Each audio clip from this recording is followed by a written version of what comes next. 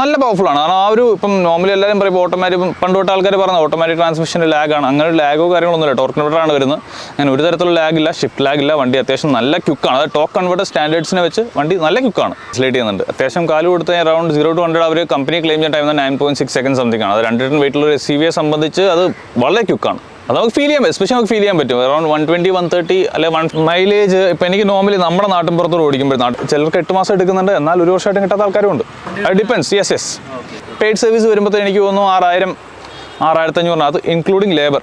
അല്ല തീർച്ചയായിട്ടും ഒരു 32 ലക്ഷം രൂപ എടുക്കുമ്പോൾ നമുക്ക് ഒരു വണ്ടിയും 100% ഓക്കെ അല്ലേ. 32 ഇന്നിപ്പോൾ എനിക്കൊന്ന് 32 അടുത്ത് വരുന്നുണ്ട് വണ്ടി ഓൺ റോഡ്. എൻ്റെ പേര് അക്ഷയ്, വീട് കോട്ടയം കറുകച്ചാലിലാണ്. ഇതെൻ്റെ വണ്ടി XUV700. വണ്ടി എടുത്തിട്ട് ഏകദേശം 9 മാസമായി. 9 മാസം കൊണ്ട് 30,000 കിലോമീറ്റർ എടുത്ത് വണ്ടി ഓടിച്ചു. വണ്ടി ഡീസലാണ്, ഡീസൽ ഓട്ടോമാറ്റിക് AX7 ലക്ഷറി എന്ന വേരിയൻ്റാണ്. ഇതിന് തൊട്ട് മുൻപേ യൂസ് ചെയ്യുന്നത് ഫോർഡിൻ്റെ ഇക്കോസ്പോർട്ട് ആയിരുന്നു. ഇക്കോസ്പോർട്ട് കൊടുത്തിട്ടാണ് അപ്പം ഫോർഡ് നമ്മുടെ വിട്ടുപോയി എന്നൊരവസ്ഥ വന്നത്. ഇക്കോസ്പോർട്ട് എന്ന് വെച്ചാൽ അതുകൊണ്ട് കൊടുത്തതല്ല, എന്നാൽ പോലും അത് വിട്ടുപോയപ്പോഴത്തേക്കിനും വണ്ടി ഓൾമോസ്റ്റ് 60,000 കിലോമീറ്റർ ഓടിയിരുന്നു. അപ്പം ആണ് ഈ വണ്ടി ലോഞ്ച് ചെയ്യുന്നൊരു ന്യൂസ് വന്നത്. പിന്നെ അപ്പോൾ ഇത് എടുത്തേക്കാൻ ഒരു പ്ലാൻ വന്നു, അങ്ങനെ ബുക്ക് ചെയ്തു. അതിന് മുന്നേ മഹേന്ദ്രയിലോട്ട് വരാനുള്ള കാര്യം വെച്ചാൽ ഓൾമോസ്റ്റ് ഒരു 16 വർഷമായിട്ട് നമ്മൾ മഹേന്ദ്ര തന്നെയാണ് യൂസ് ചെയ്യുന്നത്. അച്ഛൻ 3 ജനറേഷൻ സ്കോർപ്പിയോ യൂസ് ചെയ്തു, 2006, 2009, 2018. അപ്പം ആ ഒരു എക്സ്പീരിയൻസ് ഓൾറെഡി ഉള്ളതുകൊണ്ട് തന്നെ മഹേന്ദ്ര നമുക്ക് കണ്ണുപൂട്ടി എടുക്കാൻ ഇതുണ്ടായിരുന്നു. എന്താണ് ഇത് എടുക്കാൻ മെയിൻലി ഞാൻ 2012 തൊട്ട് XUV എന്നൊരു വണ്ടി എടുക്കുന്നത് 12 തൊട്ട് ആഗ്രഹമുള്ളതാണ്. അപ്പോൾ അച്ഛന് പേഴ്സണലി ആ ഒരു XUV കുറച്ചുകൂടെ താന്ന ആ ഒരു റൈഡ് ഹൈറ്റ് കുറഞ്ഞൊരു വണ്ടിയാണ് താല്പര്യമില്ല. അപ്പോൾ പണ്ട് തൊട്ടേ പുള്ളി സ്കോപ്പിയാണ് യൂസ് ചെയ്യുന്നത്. സ്കോപ്പിയുടെ ആ ഒരു എന്താ പറയുക റോഡ് പ്രസൻസ്, ആ ഒരു വിസിബിലിറ്റി അതെല്ലാം ഇഷ്ടപ്പെട്ടെടുത്ത വണ്ടിയാണ്. അപ്പം XUV പണ്ട് തൊട്ടേ ആഗ്രഹമായിരുന്നു. അങ്ങനെയൊക്കെയാണ് നമ്മുടെ 2018 സ്കോപ്പിയോ വിറ്റിട്ട് ഫോർച്യൂണർ എടുത്ത്. അപ്പോൾ ഓൾറെഡി ഒരു ഫോർച്യൂണർ വന്നു. അപ്പോഴാണ് ഈ വണ്ടിയുടെ ലോഞ്ചും കാര്യങ്ങളും വന്നപ്പോൾ പിന്നെ എന്തുകൊണ്ട് നോക്കിക്കൂടാ, കാരണം പേരൊഴിച്ച് ബാക്കി എല്ലാ വണ്ടിയിലും വ്യത്യാസമാണ്. അപ്പം അങ്ങനെ ഒബ്വിയസ്ലി നമുക്ക് വേറെ ഡൗട്ടില്ല. ഓൾറെഡി മഹേന്ദ്രയുടെ ആ ഒരു 16 വർഷത്തെ എക്സ്പീരിയൻസ് ഉണ്ട്, ആ ഒരു ലോയൽറ്റി കാര്യങ്ങളുള്ളതുകൊണ്ട് തന്നെ തീർച്ചയായിട്ടും XUV എന്നൊരു ഓപ്ഷൻ നമുക്ക് വേറെ ചിന്തിക്കേണ്ടി വന്നു. ഞാൻ വേറെ വണ്ടി കമ്പയർ ചെയ്തിട്ട് എടുക്കാൻ നേരം ഇല്ല. അതെ ഇത് തന്നെ, അതായത് ഞാൻ വണ്ടി ഇറങ്ങി ഇത് മതി ബുക്ക് ചെയ്തു വണ്ടി എടുത്തു. ഓൾമോസ്റ്റ് 8 മാസത്തോളം വെയിറ്റ് ചെയ്താണ് വണ്ടി കിട്ടിയത്. ഇപ്പം ബുക്കിംഗ് പീരീഡ് എനിക്കൊന്ന് വെയിറ്റിംഗ് നമ്മുടെ ഗ്രൂപ്പിലൊക്കെ പറയുന്നതനുസരിച്ച് ചിലർക്ക് 4 മാസം കൊണ്ട് കിട്ടുന്നുണ്ട്, ചിലർക്ക് 8 മാസം എടുക്കുന്നുണ്ട്, എന്നാൽ 1 വർഷമായിട്ടും കിട്ടാത്ത ആൾക്കാരും ഉണ്ട്. അത് ഡിപ്പെൻസ്. യെസ് അഗെയിൻ എങ്ങനെ പോയാലും ഒരു 4 മാസം മിനിമം വണ്ടിക്ക് വെയിറ്റിംഗ് പീരീഡ് ഉണ്ട്. അപ്പം അന്ന് എനിക്ക് തോന്നുന്നു 21,000 രൂപ ബുക്കിംഗ് എമൗണ്ട് കൊടുത്തു കഴിഞ്ഞ് പിന്നെ അപ്ഡേറ്റ് ഒന്നും ഇല്ല. നമ്മൾ വിളിക്കാം, അന്ന് വണ്ടി പോലും കിട്ടാനില്ല ആ സമയത്ത്. പിന്നെ ഏകദേശം 21 കൊടുത്തു. അത് കഴിഞ്ഞ് 8 മാസം കഴിഞ്ഞാണ് നമുക്ക് ഈ ഒരു അപ്ഡേറ്റ് കിട്ടിയത്, വണ്ടി വരുന്നുണ്ടെന്ന് കിട്ടിയത്.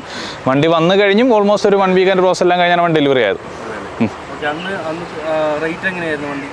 റേറ്റ് അന്ന് എനിക്ക് 29 lakh അറൗണ്ട് വന്നിട്ടുണ്ട്. 29 30 ഇടയ്ക്ക് ആ ഒരു എമൗണ്ട് വന്നിട്ടുണ്ട് വണ്ടിക്ക്. ഇപ്പം പ്രൈസ് കൂടി, അറൗണ്ട് 2.5-2 lakhs അടുത്ത് വണ്ടിക്ക് പ്രൈസ് കൂടിയിട്ടുണ്ട്.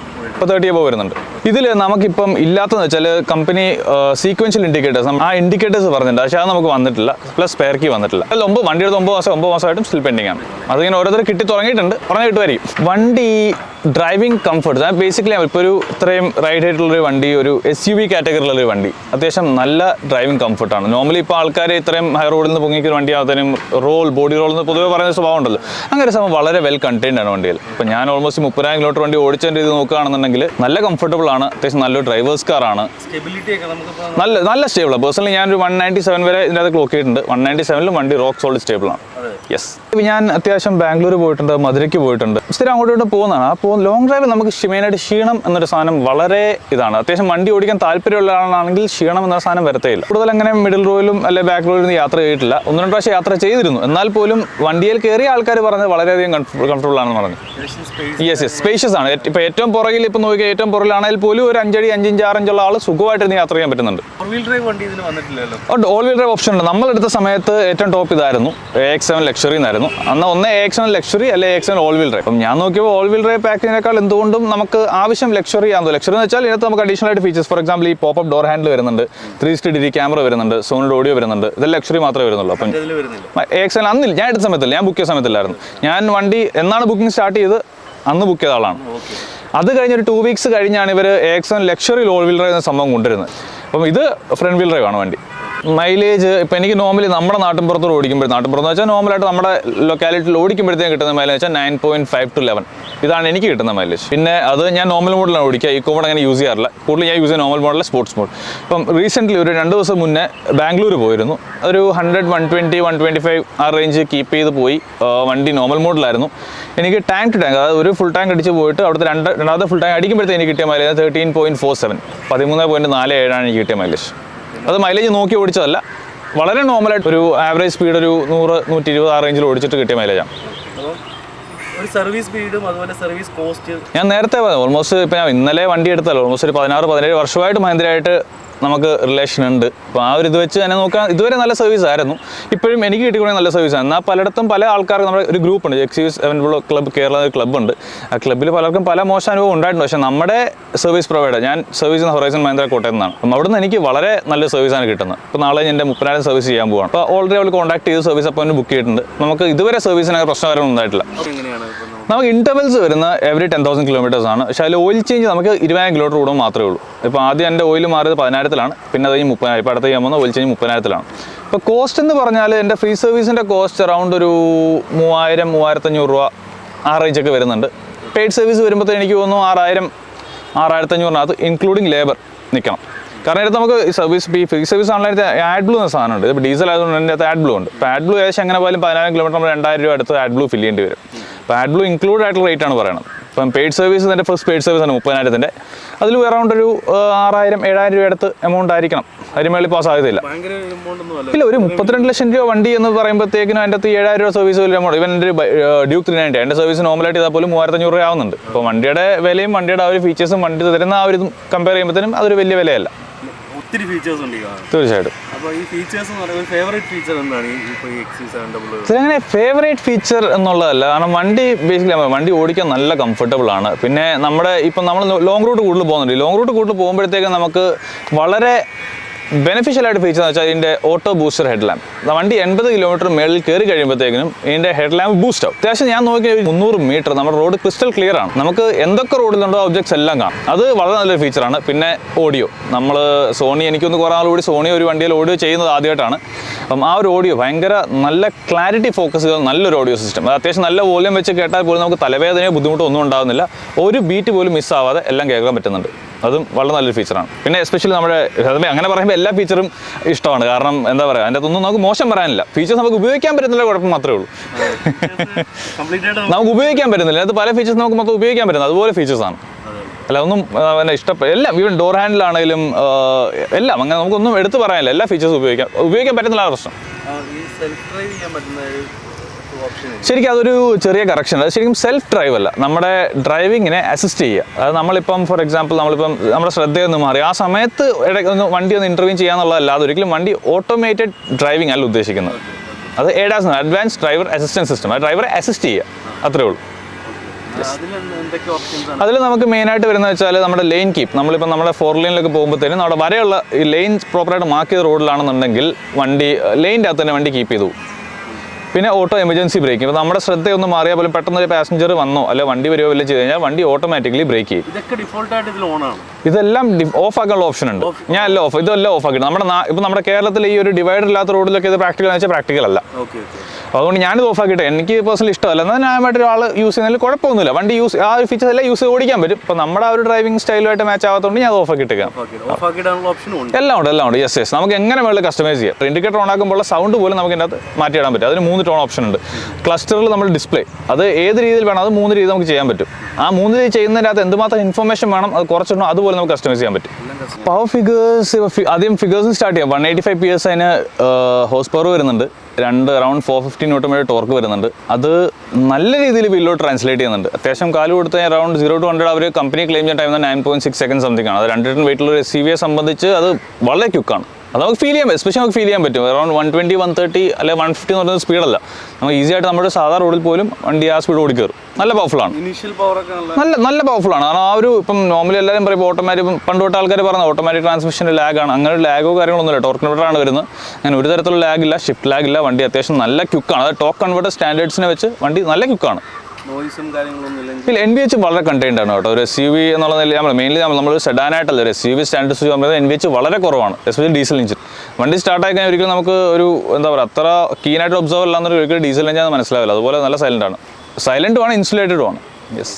അപ്പോൾ ഇതുവരെ നമുക്ക് ഈ വാഹനത്തിൽ ഇഷ്ടപ്പെടാത്ത അല്ലെങ്കിൽ എന്തും ആയിക്കോട്ടെ നമുക്ക് എല്ലാം തോന്നുന്നുണ്ടെങ്കിലും അല്ല തീർച്ചയായിട്ടും ഒരു 32 ലക്ഷം രൂപ എടുക്കുമ്പോൾ നമുക്ക് ഒരു വണ്ടിയും 100% ഓക്കെ അല്ലേ. ഇന്നിപ്പോൾ എനിക്കൊന്ന് 32 അടുത്ത് വരുന്നുണ്ട് വണ്ടി ഓൺ റോഡ്. ഇപ്പോൾ 32 അടുത്ത് വരുമ്പോഴത്തേക്കിനും വണ്ടിക്ക് അത് ഓട്ടോ ഡിമ്മിങ് മിറർ എന്നൊരു ഓപ്ഷൻ അവർ കൊടുത്തിട്ടില്ല. ഒരു ഓട്ടോ ഡിമ്മിങ് മിറർ കൊടുക്കാമായിരുന്നു. അതേപോലെ തന്നെ സീറ്റ് വെന്റിലേഷൻ എനിക്കൊന്ന് 16 ലക്ഷം രൂപയ്ക്ക് സോണറ്റിൽ പോലും സീറ്റ് വെന്റിലേഷൻ ഉണ്ട്. പിന്നെ അപ്പോൾ നമ്മൾ ഇത് അതേപോലെ തന്നെ നമ്മുടെ നടുക്കത്തെ മിഡിൽ റോ സ്ലൈഡ് ചെയ്യാൻ പറ്റില്ല. അത് നമുക്ക് ബാക്ക് റെസ്റ്റ് അഡ്ജസ്റ്റ് നല്ല സ്ലൈഡ് ചെയ്യാൻ പറ്റത്തില്ല. അപ്പം ആ സ്ലൈഡ് ചെയ്യാൻ കൂടെ പറ്റുമായിരുന്നുള്ള കുറച്ചുകൂടെ നമുക്ക് ആ ഒരു തേർഡ് റോയിലെ പാസഞ്ചർ കുറച്ചുകൂടെ ലിവറേജ് കിട്ടിയാണ്. അപ്പോൾ ഇങ്ങനെ ഒരു 3-4 കാര്യം അപ്പം നമ്മൾ ഇത്രയൊക്കെ തന്നില്ല, ഇത്രയൊക്കെ തന്നിട്ടുണ്ട്, എന്നാൽ പോലും അത്രയും കാശ് കൊടുക്കുമ്പോൾ ഈ ഒരു ചെറിയ ബേസിക് ആയിട്ടുള്ള ഫീച്ചേഴ്സ് അവർ മിസ് ചെയ്ത് കളഞ്ഞിട്ടുണ്ട്. അതുകൂടെ കൊടുക്കാമായിരുന്നു എന്ന് തോന്നി, അത്രേ ഉള്ളൂ. ഉണ്ട് കസ്റ്റമൈസേഷൻ എന്ന് പറയാനുള്ള നമ്മുടേതായിട്ടുള്ള ചെറിയ ട്വീക്സ് വരുത്തിയിട്ടുണ്ട്. അതായത് വണ്ടിയുടെ വീല് ചേഞ്ച് ചെയ്തിട്ടുണ്ട്, ടയേഴ്സ് ചേഞ്ച് ചെയ്തിട്ടുണ്ട്, വീലിട്ടപ്പോഴത്തേനും കസ്റ്റമൈസ്ഡ് അബ്രിങ്സ് ഇൻസ്റ്റാൾ ചെയ്തിട്ടുണ്ട്.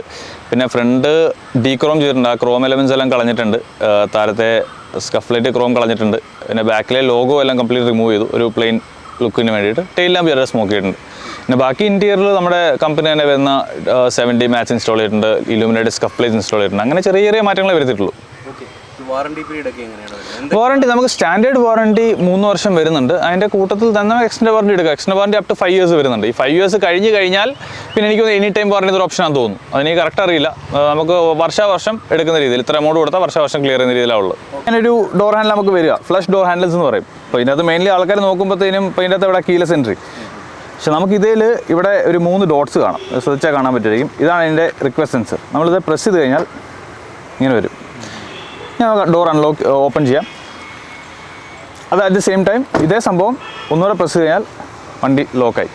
ഇത് നല്ലൊരു ഫീച്ചറാണ്. നമുക്ക് നോക്കുമ്പോഴത്തേനും കാരണം എയറോഡൈനാമിക് ആയതുകൊണ്ട് തന്നെ വണ്ടിയുടെ ബോഡിക്ക് അത് ഇൻറ്റിഗ്രേറ്റഡ് ആണ്. അതിനകത്ത് ഇങ്ങനെ ഒരു ഫീച്ചർ വരുമ്പോഴത്തേനും അത് വളരെ ഉപകാരപ്രദമാണ്. കുറച്ചുകൂടി ഇങ്ങോട്ട് വരികയാണെന്നുണ്ടെങ്കിൽ നമുക്ക് ഡോർ തുറന്നു കഴിഞ്ഞാൽ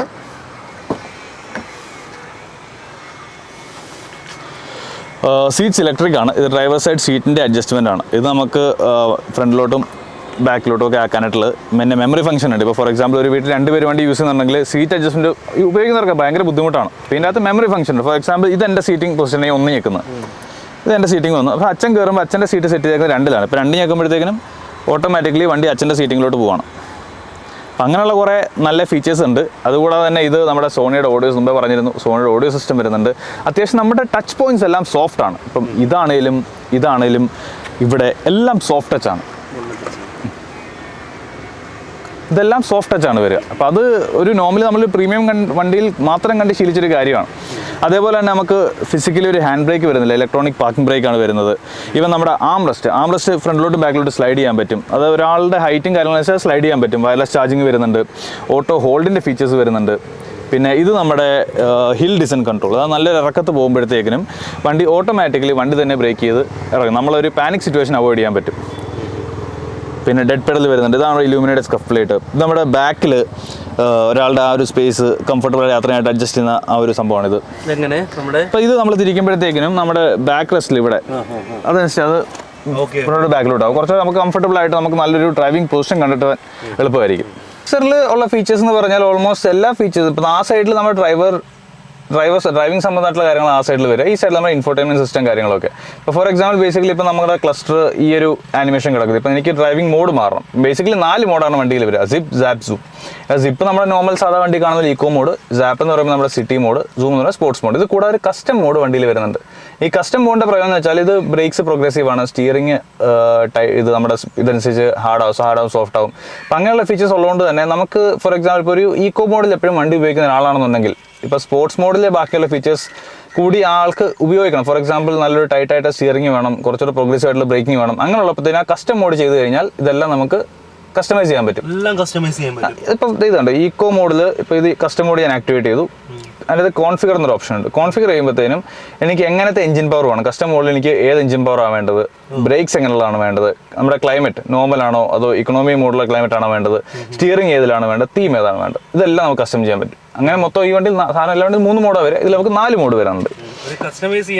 യെസ് തീർച്ചയായിട്ടും. കാരണം അത്യാവശ്യം എല്ലാ കാര്യത്തിലും അത്യാവശ്യം നല്ല ലിവറേജ് മഹീന്ദ്ര തന്നിട്ടുണ്ട്.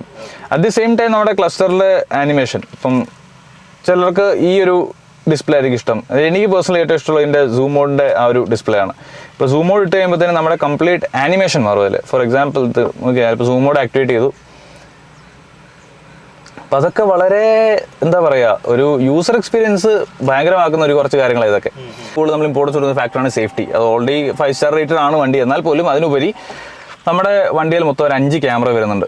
റേഡാറിൻ്റെ ക്യാമറ കൂട്ടി മൊത്തം 5 ക്യാമറ ഉണ്ട്. നമ്മുടെ വണ്ടി റണ്ണിങ് ആയിരിക്കുമ്പോൾ തന്നെ 5 ക്യാമറയിൽ നിന്നും ഉള്ള വിഷ്വൽസ്, 5 ഇല്ല, റേഡാറിൻ്റെ ക്യാമറ എടുക്കുന്നില്ല. അപ്പോൾ ബാക്കി 4 ഫ്രണ്ട്, 2 മിറർ, ബാക്ക്, ഈ 4 വിഷ്വൽസ് ഒരേ ടൈം റെക്കോർഡ് ആയിക്കൊണ്ടിരിക്കുകയാണ്. അതൊരു ഡാഷ് ക്യാമറ പോലെ ചുറ്റുമുള്ള വിഷ്വൽസ് റെക്കോർഡ് ആയിക്കൊണ്ടിരിക്കുകയാണ്. അങ്ങനെയുള്ള ഫുള്ളി റെക്കോർഡ് ആവുകയാണ്. അങ്ങനെയുള്ള ഫീച്ചേഴ്സും വണ്ടിക്കകത്ത് വരുന്നുണ്ട്.